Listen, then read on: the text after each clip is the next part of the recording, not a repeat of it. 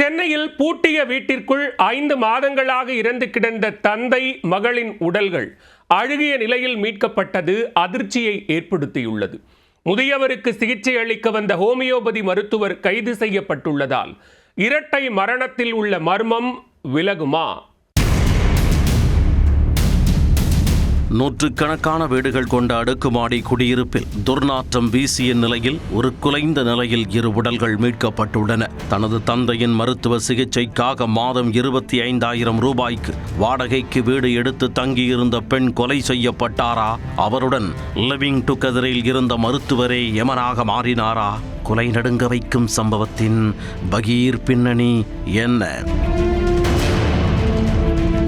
வேலூரை பூர்வீகமாக கொண்ட 30 வயதான பெண் சிந்தியா.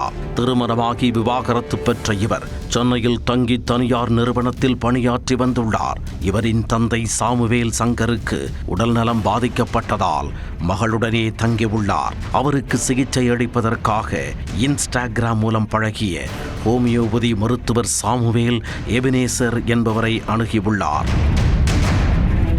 காஞ்சிபுரம் மாவட்டம் ஓரிகையைச் சேர்ந்த அந்த மருத்துவர் சென்னையில் உள்ள தனியார் மருத்துவக் கல்லூரியில் விரிவுரையாளராக பணியாற்றி வந்துள்ளார். அவரின் அறிவுரையின்படி கூடுதல் சிகிச்சை அளிப்பதற்கு ஏதுவாக திருமுல்லை வாயிலில் உள்ள அடுக்குமாடி குடியிருப்பில் வாடகை வீட்டிற்கு குடிபெயர்ந்துள்ளார்.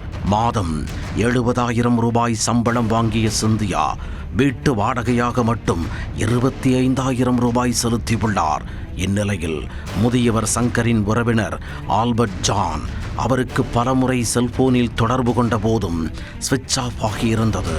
நேரில் வந்து பார்த்தபோதும் வீடும் பூட்டியே இருந்துள்ளது. அத்துடன் சிந்தியா குடியிருந்த வீட்டில் இருந்து துர்நாற்றம் வீசுவதாக அக்கம் பக்கத்தினர் போலீசாருக்கு தகவல் தெரிவித்தனர். விரைந்து வந்த திருமுல்லைவாயல் போலீசார் வீட்டிற்குள் சென்று பார்த்தபோது சிந்தியா மற்றும் அவரின் தந்தை சங்கர் அழுகிய நிலையில் சடலமாக கிடந்ததைக் கண்டு அதிர்ச்சியடைந்தனர். பின்னர் இருவரது உடலையும் கைப்பற்றி உடற்கூராய்விற்காக கீழ்ப்பாக்கம் அரசு மருத்துவமனைக்கு அனுப்பி வைத்தனர்.